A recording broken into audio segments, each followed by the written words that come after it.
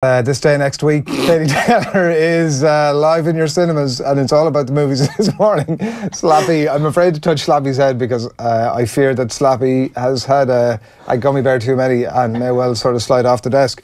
Goosebumps 2 we discussed it a bit earlier in the show, is in your cinemas from tonight. Yeah. Hashtag Goosebumps 2 movie. And with thanks to Sony, I'm delighted to say that one of the main characters has joined us in studio this morning. Slappy, good morning to you. He's had. I think he really Slappy should have the shades on him this morning as well. I think. Yeah, I to be honest with you, I think Tommy came in and said Slappy's mic'd up, and I actually believed him. I was actually waiting for him to speak there. I'm not going to lie. Well, it's great. It's great to have you here, Slappy. To be it's quite honest. A career highlight for all of us, and Slappy's going to stay with us for the papers. OTB AM. Thanks to Screwfix.ie, championing the trade with a dedicated call centre. Right, you can get in contact with us if you're watching us on YouTube, Facebook, Twitter, any of that good stuff. Just leave a comment for us and drop it on the hashtag as well, OTB AM, and we'll bring you those comments over the next bit. We did have a comment from somebody here on, goddammit, Brian on Twitter says, well in, Jay, great fight, in reaction to our conversation with Jay Quigley there a little bit earlier on. We might go to Slappy on some of the newspapers just to get some reaction to some of these, some interesting stories, some news here about Kerry football and stuff like that. So just might see if there's anything interesting to say that. We're going to kick off with the Irish Independent this morning. And the back page here is dominated by, we mentioned Katie Taylor, her bout this weekend against Cindy Serrano. So that is happening in Boston this weekend. And the face-off at yesterday's press conference there. That's that fight at Fenway Park tomorrow night. Cullen could be forced into changes for the Toulouse trip. That's the news that Rob Kearney and Dan Levy could miss that Leinster game against Toulouse in the Champions Cup, Heineken Champions Cup this weekend. I mean, there's plenty of depth, and it might not be the greatest disaster given the depth and the quality of it that's there. We'll get Alan Quinlan's thoughts on that a bit later on. But Clifford's surgery adds to Keane's rough start is one of these stories across the back pages this morning, and it's full up front and centre on the back page of the Irish Independent. Michael Verney writing that David Clifford is set to miss the early rounds of the 2019 league. He's undergoing surgery on a troublesome shoulder injury. Yeah. Shoulder injuries and Kerry football aren't two things that we like to hear at the moment. Obviously, James O'Donoghue struggled with a very similar injury. When I say similar, I mean in the general area. We don't know what the specific injury is a couple of years ago, and that's something that really hampered his progress. So you just got to hope that this isn't something that does something similar to David Clifford. Yeah. Again, we don't know the full extent of this. We do know that it requires surgery. We don't know what the exact type of injury is. Is it a collarbone? What sort of injury did he sustain? The thing is, it's not in a bad enough position that he can't play. Like, he's going to play this weekend in County Championship, and they're putting it off until the end of that. Unusual is right. So, I don't know. Like, that makes me a little bit more worried than if, say, this was kind of the James O'Donoghue situation where it was an out-and-out injury where he had to get taken off in a game against Tipperary in the Munster Championship and then went under the knife. David Clifford, this is like, might be one of these ongoing issues. Like, you speak to somebody who is a 35-year-old who's been around the senior ranks for 10, 15 years, and they say, I've had this niggling problem, I must get it looked after now in the winter. This is not the sort of thing that a 19-year-old says. So that is the one reason why I'm very worried about what this is. And like we've said it all along, as soon as David Clifford made the decision to stay at home, there was always this worry that he was going to get pulled in all these different directions, and burnout would have been a huge possibility. And the situation is, like, I'm not sure if anybody can take me seriously while I'm having this conversation with Slappy. Slappy, I'm sure, understands how serious this matter is. But, like, you could say that, I can't keep a straight face here. You talk about serious injuries and you talk about GAA. It's not like this is a unique situation. Like, the first thing that I think is like, okay, like, it's don't mind me. the first thing I thought of this morning is that, Dublin wouldn't have a string of serious injuries like this, but like I can't, like, everyone's just laughing at me while I'm trying to make a very serious point here about injuries in the GAA. I'm saying that the best counties get bad injuries and that they've gone through big absences as well. Come on, like, do you want to just like We move on to the next story. We can talk about GA injuries. I wanted to make a serious point there. Well, we don't back to that point. We'll No, look, it's a fair thing. Listen, Slappy has really just put me off here. Look, it's a fair point, and I think the point that you make about him being a young fella and the potential that this extends, obviously, over the course of his career is really unfunny. And yeah, like it's been reported that he's going to miss between 12 and 16 weeks to recover from this thing, as you say. Well, the thing is, he's already an automatic, essential part of the Kerry cog. Yeah. There's no question, like he's going to be their only All-Star this year. He's one of their only All-Star nominees, and getting him back for the championship now is just absolute top of the priority list. I do wonder, though, having said what I said, is there an element of, say, Peter Keane sitting down with David Clifford, County Board sitting down and saying, listen, next year is the most important year in Kerry GA history since 1982. Because we need to stop. Maybe if I sit back this way. Yeah, I'm not even laughing at the situation. I'm laughing at Adrian, laughing at me. Yeah, look, it's fair point. And also the position he plays, you would assume, is sort of more open to doing more damage to himself in that sort of way, you know? Like, it's pretty... you need to be pretty physical in the sort of position that he's playing. And obviously, there'll be more of an onus on him, the likes of Donaghy not there, obviously, anymore, and Anthony Marr and these lads that, you know, might have been known for some of the similar style of play. Yeah, like you look at... There have been other players who've gone through, like, long absences in the Kerry squad. It's hard to actually pick somebody out who hasn't really had a big enough injury. Like you talk about James Donaghy, you talk about David Moran as well, who did his cruciate. Obviously, totally different injuries, but they've kind of been around the block. They've come back to a very, very high level after going under the knife. But the hope here, as I say, we don't know too much about the specific requirement for the surgery. The hope is that it's nothing too serious and that the surgery is just some sort of manner to prevent this from inflaming down the line in his career. And the player's welfare is at heart here, because this is a player we need for 15 years. Absolutely. Take time to get it right. Don't be worried about the league. And if it comes to the championship and things aren't 100% right, don't be worried too much about that. He's a young fella, obviously, with a huge future ahead of him. That's the news from David Clifford there. Michael Verney reporting the Irish Independent this morning. In the Irish Examiner this morning, it's all about the rugby, the big weekend of rugby upcoming. 9 lives. Right, Ronan O'Gara on the 3 scrum halves who wouldn't lie down. He's sort of making the point that there's tended to be what he describes as a bit of an overreaction to some decent performances from some 9s at the weekend that I mean, maybe the vast majority of people hadn't expected, including obviously Duncan Williams, and so it's a big weekend. Nick McCarthy is on his way to Munster, and that's kind of the main talking point on the front page of the Examiner there this morning. Teak Tough Taylor, pressure brings out the best in me, says Katie. One interesting story that was inside. Sit down with Anthony Daly as well, by the way. I'll never let a day go past if the Anthony Daly features in the newspapers in an interesting way without mentioning it. You do love Anthony Daly. Listen, what is not to love? I agree with you. I don't feel as if I need to explain that. You're definitely top of the fanboy list. Yeah, 100%. Really cool photograph here from the baseball, I don't know, was it last night or the night before? Fan costs Astros victory is the story here, and you can see that, what's his name? The ball hit by Jose Altuve, and I can't find it. Mookie Betts is trying to catch the ball here. Only that it's either one of these two guys has just stopped him from doing it, and officials have ruled that they did stop him from doing it, and because of that, the Astros were beaten and the Red Sox won. That's incredible. Isn't it incredible? Like, stay away from the ball, you idiots. And was that game on in Houston? That was in Houston, Texas, yeah. Oh my God. Yeah. Stay away from the ball. Home crowd screwing the ball. Stay away from the ball. What are you doing? There's a player jumping trying to catch it. Stay away from it. Like. I totally missed that story. That's remarkable. Do you think if we had the opportunity to do that in our own sports, fans would take the opportunity to screw up a result here or there? Yeah, see, I don't think the guy was thinking I was going to screw up the result. I probably wasn't thinking. It's kind of like, oh wow, I'm going to get a ball to bring home. And lo and behold, you've cost your team. I'm hoping this following comment means something to you. It's Adam Porter on YouTube. Fever of Werewolf Swamp still scares the crap out of me. Well, that's one of the books, or like there was a TV show as well that based itself on the books. To be honest with you, I'd say I read about a dozen of them. But when you're a kid, if you read a dozen books, it's like an absolute body of work. So I don't think I read that one. Fever of Werewolf Swamp. It rings a bell, but I don't think I read that particular one. I'm beginning to doubt the mobile library at all. Oh no! The mobile library exists, Adrian. Okay, really? I won't have a word said against its existence. On the front page of the Irish Daily Mail, Beckham, my marriage to Posh is such hard work.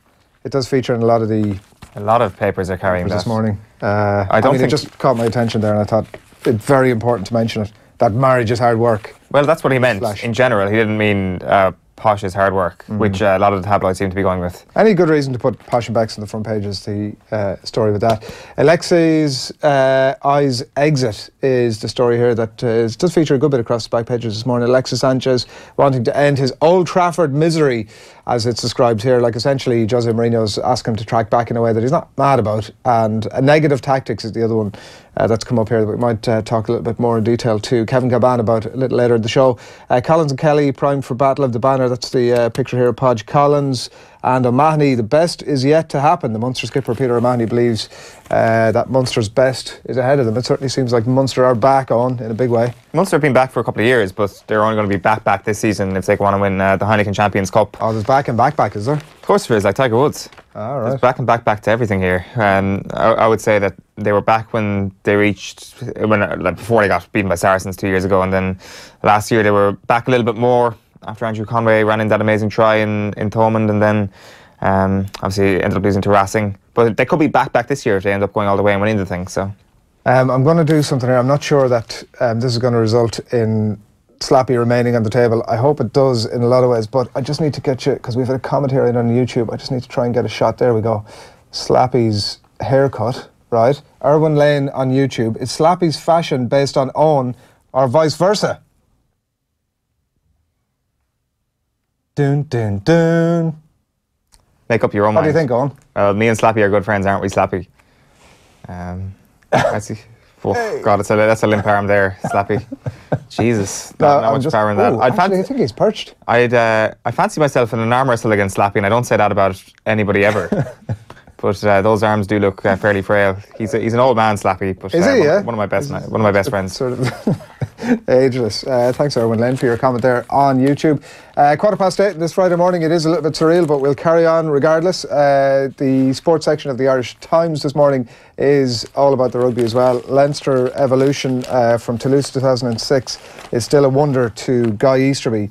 Is the story here, reflecting on 12 years ago on a trip to France, and a fairly, at that point, outstanding outcome from that game. Leinster, it was a real landmark result for them in a way that this weekend just wouldn't be. And we'll talk to Alan Quinlan about that again. Informed Cipriani left out of the England squad meanwhile, and that's kind of really the main story from the Irish Times this morning. Front page of the Herald sports section is a bridge over troubled water. Milan Mourinho returns to Chelsea for first battle with Sarri. I think Slappy here is a Manchester United fantasy. He's got he's donning the red for the weekend that's in it. Munster and Manchester United. Manchester United leading the way as well on the back of the Irish Daily Star. Luara disgrace. Pallister slams Rom for disrespecting Reds. I'm not sure if Romelu Lukaku has actually disrespected Manchester United here, but he's been savaged by former Manchester United star Gary Pallister for disrespecting the club, says Jeremy Cross's piece here. So Lukaku claimed during the international break he hopes to play in Italy one day. He was asked about the possibility of a switch to Serie A, where his brother Jordan plays for Lazio, and he said, "Why not? I hope it happens." He didn't say when he was going to join a team in Serie A. He said, "One day I'd like to play in Italy." Now, who wouldn't want to move to Italy and craft and earn your craft in a beautiful country like that? Pallister though says it's disrespectful if you mention other clubs when you're contracted to the club you're at. If it's in your mind, I've got no problem with that. But to put it in print, I have got a problem with that. Yeah, like it is Gary Pallister telling Romelu Lukaku he can't. Like it is Eden Hazard disrespecting Chelsea by saying that he's dreamt of playing for Real Madrid. Are they two slightly different things? It feels to me there's a little bit of nuance there that makes them slightly different things. I've a bit of time for Gary Pallister's criticism of Lukaku there, because, like, ultimately we've heard this question asked a million times, and most of those times players will respond with, "Listen, very focused on the job at hand here. We're, trying to get out a bit of a sticky patch. Really want to make things happen. Believe in this club, one of the biggest clubs in the world. Like, why would I be thinking about going anywhere else?" Like, clearly Juventus is a bloody good club, an amazing club. And who knows what happens? Lazio. No, was it not? No, it was Juventus. Oh, sorry, you mentioned Juventus. Sorry, yes. Yeah. Who knows what happens down the track? But like at the minute, I'm very dialed into what's happening here. Like, that's the way to respond to it, really. Like, I know we sort of criticise sports people for responding in that way, but that kind of is the way to respond to it, rather than what he's done, which actually almost to me feels a bit like come and get me. Really? Yeah, it's definitely more than, yeah, good club, but happy where I am. I'm not sure. I'm not sure about that. I think he's asked about this. He's spoken about the fact that his brother's down there, and he's kind of mentions the idea that, like he speaks about his admiration for Juventus. Now, I don't know what the question was, but the fact of the matter is that United are playing Juventus in the Champions League very shortly. That could have been like, yeah, great club. So many reasons just to bat that one back. No respect, says the back page of the Mirror this morning. Pallister defies backlash to put boot into Lukaku over his Serie A comment. So it's the same story there, basically. Yeah. We're in the same race with a different vehicle, says Maurizio Pochettino. Kind of Photoshop there at the back. You can kind of see that on the top of the back page of the Mirror. He says they're ready to keep pace in the title race, even if they're lining up in an inferior car. It's probably a good analogy, But he is suggesting, if an inferior car is going to beat a superior car, you've got to have an excellent driver. And who's the driver of that car? Well, it's Maurizio Pochettino. I think that's some self-love there. It is. Poch. And also, like, he's on the newspaper are extending out the analogy to put him in a sort of Del Boy style three-wheeler. And he ain't in a Del Boy style three-wheeler, let's face it. Like, we're talking about the margins between his car and the best cars in the race is not really not huge. No, it's not like he's in a different sort of engine category here. Spurs are a Ferrari and Manchester City are a Bugatti. Yeah, I think that's probably where it's at. Back page of the Sun is Shaw thing. Luke signs 5-year deal and not sure. De Gea long-term future in doubt. So more Manchester United there leading the way here. Chelsea can wait no more. An exclusive from Duncan Wright. They finally lost patience with Alvaro Morata and are going to sign a striker in January. Mauro Icardi is thought to be top of their wish list. And also here at the top of the Sun, Robbie Keane is being linked with a job in the FAI. He's wanted. They've had conversations, and he's got a desire to go into coaching and management in the near future. So the FAI have spoken to him about taking on a potential coaching position in the future. It doesn't say what the specifics are. It doesn't say whether or not there's been an actual approach made, but the FAI and Robbie Keane have engaged in discussion about coaching one day. Yeah, it's not that surprising, is it? Like, I think that if there's any kind of relationship there, it's probably something that the FAI should be doing more of, that when he retires, listen, we'll keep in contact, we'll drop you the odd call, see what you're up to. If there's an opportunity to come and get involved, why would you not? Like, Robbie Keane has always said that he wants to become a manager as well, by the way. Yeah. He hasn't fully retired yet, though, has he? No, like, the idea of Robbie Keane going straight into the FAI, I'm not sure is that an appealing thing for someone like Robbie Keane. When you've got such a high profile abroad, and you've got such a high profile as a fantastic club player in the Premier League, then why would you go straight in with the international setup? Maybe to earn your crust. Well, but earning your crust with an academy, maybe in a club. Yeah. So why exactly. Why doesn't he go and do it? He could easily do it at a Premier League club or an Italian club, and not even that, but just from the point of view of learning your trade. Like, I think that, it'll be a long career for him. Yeah, it will. But like, is the FAI really the place, like the Republic of Ireland set up at any level? Is that the place where you want to start your coaching learnings? Well, I don't know. If you were working with some of the underage teams, it might well be, but I would think that given the facilities and setups and finances that are involved, I mean, I'm not talking about his salary, but that are involved with a lot of the academies, particularly in the Premier League, like the facilities that are in place over there must be second to none. You would think that, like you're saying, he's got enough of a profile to be able to call some of these clubs and go, here, listen, I'm on the lookout. If something comes up, I'd be interested in coming in. And, oh, by the way, from the club's point of view, like, here's a guy who scored the number of goals that he scored at the highest level of the game. I think I can easily see it's not like you're not taking a punt on him. No, it's true. He'll be like, do they have things like forwards coaches in the Premier League at the moment? I'm sure they have people who take specific elements of that, but you do worse than being kind of thought to trade of being a fox in the box, so to speak, in the Premier League. Although that is not what I'm calling Robbie Keane, because that would be an unfair assessment of his like if he's kicking about, and like we saw him in the Liam Miller tribute game, let's face it, he had a little bit of timber on him. If he's kicking about, not doing very much, like, bring him in, get him involved in the international matches. Yeah, definitely. Like why not? International setup. Why not? I can score goals. Our greatest goal scorer of all time. Like, here, well, you doing anything for the next few weeks? Trying to come in and show these boys how to score goals. Particularly now, there seems to be an even more sepia-toned version of Robbie Keane's career. It was already amazing, but now we're even more appreciate of what he did because of the current struggles. I think history will be kind to him, right, in a way that it probably wasn't when he bowed out, particularly the international scene, that some people were conflicted about him.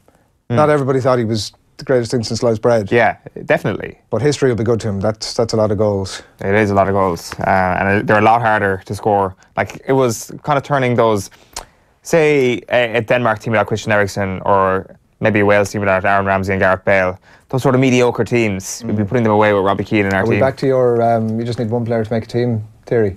In international football, it goes a long way. The Racing Post is Sheffield Steel. Gritty Owls can extend unbeaten home sequence. They're up against Middlesbrough tonight in the Championship. And the front page of the Telegraph sports section, they've kind of got a special supplement today. Time for action. The Telegraph today launches a manifesto to save grassroots football as leading figures voice fears over failure of the game. So it's not just the Irish football press who are a little bit worried with their grassroots football setup. It's also in England. Their 6-point manifesto is an independent commission to look at football's grassroots, their funding and future. I won't go through all of them, but one of the things is that the commission to decide whether the Premier League should give 5% of all income to grassroots football, excluding the Football League. I think that's a fair proposal there from the Daily Telegraph. So there's some good stuff in that supplement this morning.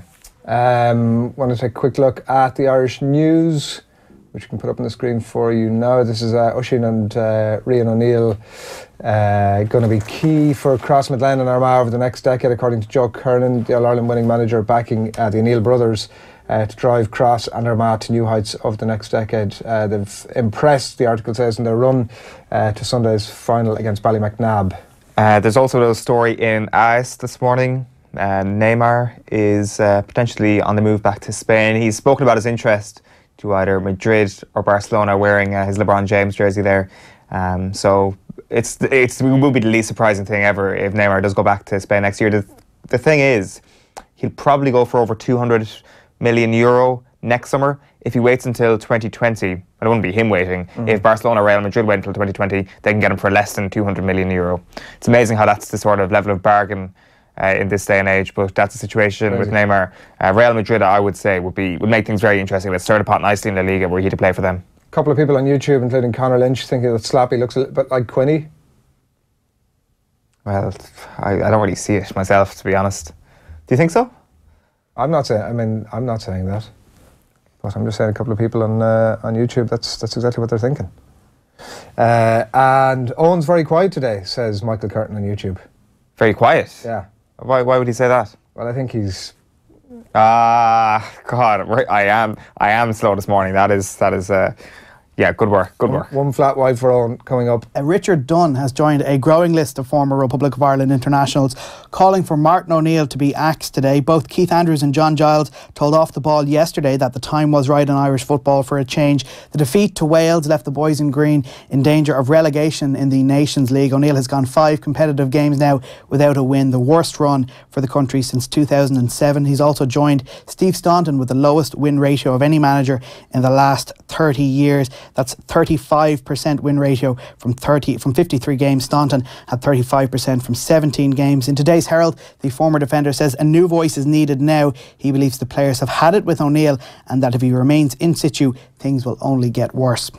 Here at home, Dundalk will get their hands on the ultimate prize in Irish football later. The SSE Airtricity League champions will be presented with the trophy. Sligo Rovers visit Oriel Park. Derry City's final home game of the season sees them entertain a Cork City side, fine-tuning preparations for the FAI Cup final. Bohemians make the trip to the seaside to face Bray Wanderers. Limerick entertain St Pat's. Then at 8, Shamrock Rovers welcome Waterford to the Tallaght Stadium. In rugby, Munster could name an unchanged side for tomorrow's Heineken Champions Cup clash with Gloucester at Thomond Park. They will have to plan without the injured pair of Conor Murray and Keith Earls, though. Munster fought back to claim a 10-all draw against Exeter Chiefs at Sandy Park last weekend. Gloucester made a winning return to Europe with a 19-14 victory over the French champions Castres. This fixture has elicited many memories of the miracle match of 2003. Munster had to beat Gloucester at that time by 4 clear tries and a minimum of 27 points to advance beyond the pool stages of that competition. They won by exactly 4 tries and 27 points, scoring their 4th in the 80th minute, and the head coach Johan van Gran has been doing some history homework. Yeah, a few people have shown me. I've dug in a bit on YouTube to look at, I think they call it the miracle match. 2 brilliant clubs in Europe, both got a rich history, so I'm sure it will be the same this weekend again with Munster and Gloucester. And you want to play in these games and you want to be part of this competition. Rob Kearney, Keane Healy doubts for Leinster's trip to Toulouse on Sunday. The fullback suffering from a tight quad, we understand. Healy's a badly bruised knee. Jamison Gibson Park rolled his ankle, but is hopeful he will be fit in time. Dan Levy nursing a calf injury at the moment as well. While Ireland have taken a third gold medal at the Youth Olympic Games, Sean McCarthy celebrating. He won bronze in the men's Kuwait 68 kg semi-finals in the karate. Boxer Dervla Rooney won bronze earlier this week. Swimmer Niamh Coyne took the silver medal in the 100 metres breaststroke. While in golf, Padraig Harrington and Gavin Moynihan need to complete their first rounds at the Andalusia Masters in Valderrama this morning. Both men level par following a first day in Spain that the rain wreaked some havoc with. Ashley Chesters did finish. He leads the field on 5 under. Shane Lowry also managed to get his round off. He's nicely placed on 2 under par, an opening 69, which he was pleased with. It's one of the toughest golf courses we play, so look, I'm very happy with 69. So look, yeah, that's all I can say really. I'm just happy. It's been a long, tough day, and I was managed to make a couple of birdies in the win. Like the 5th hole here is probably one of the easier holes on the course, so to go out and hit a decent tee shot and take advantage of it and hit a wedge in pretty close, and I was disappointed the bogey 6, but then I got that back on 8, and it's just it was nice. I gave the birdie put a good run on the last, but especially a day that can be interrupted, you can go back out and you can feel a bit off, and I felt good out there today. Finally, one of the biggest names in sport, LeBron James, endured a disappointing Lakers debut. They lost to the Portland Trail Blazers, playing in his first regular season game since leaving hometown team, the Cleveland Cavaliers, for the second time this summer. The 3-time NBA champion scored 26 points, the second most by a Lakers debutant, but it was not enough to prevent the Lakers going down by 128 to 119.